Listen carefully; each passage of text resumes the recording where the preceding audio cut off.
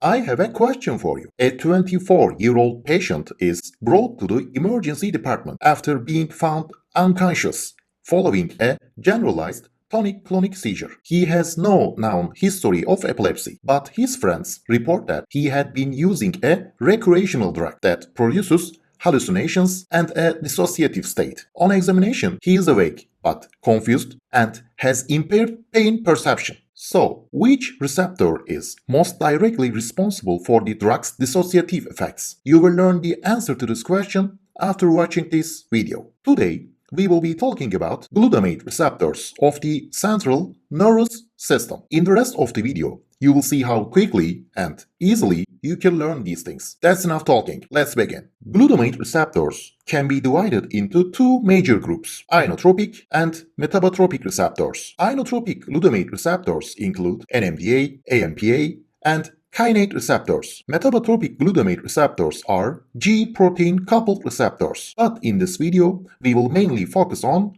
ionotropic receptors. Now, let's start with the ionotropic receptors. Ionotropic receptors are ligand-gated ion channels. When glutamate binds to them, the channel opens and ions flow directly across the neuronal membrane. There are three major types: NMDA, AMPA, and Kainate receptors. These receptors are primarily responsible for fast excitatory neurotransmission in the central nervous system. First, we have NMDA receptors. At resting membrane potential, the NMDA channel is blocked by magnesium. When the neuron is sufficiently depolarized, the magnesium block is removed. Glutamate can then activate the receptor, allowing calcium and sodium to enter. Because calcium enters through NMDA receptors, they are extremely important for synaptic plasticity, learning, and memory. So, are you wondering how to remember the NMDA receptor? It's simple. The high-yield concept NMDA is glutamate plus depolarization plus calcium. So, let's set up the equation then. NMDA equals neurons learn. Next, we have AMPA receptors. AMPA receptors are the main receptors responsible for fast excitatory neurotransmission in the central nervous system. When glutamate binds, the channel allows mainly sodium to enter the neuron, causing rapid depolarization.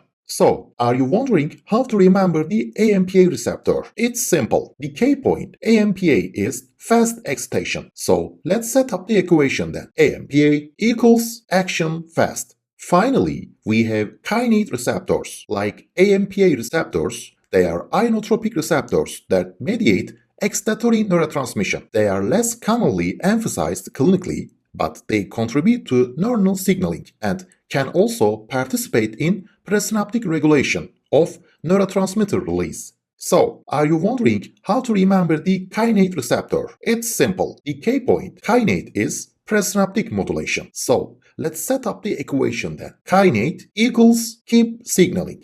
Let's go back to our question. Patient is brought to the emergency department as unconscious. He has no epilepsy, but he had been using a recreational drug that produces hallucinations and a dissociative state. So, which receptor is most directly responsible for the drug's dissociative effects? The drug described here is ketamine, which primarily acts as antagonist of the NMDA receptor. When NMDA receptors are blocked, glutamatergic signaling is disrupted. This can produce dissociation, altered perception, and hallucinations, the characteristic effects seen with ketamine.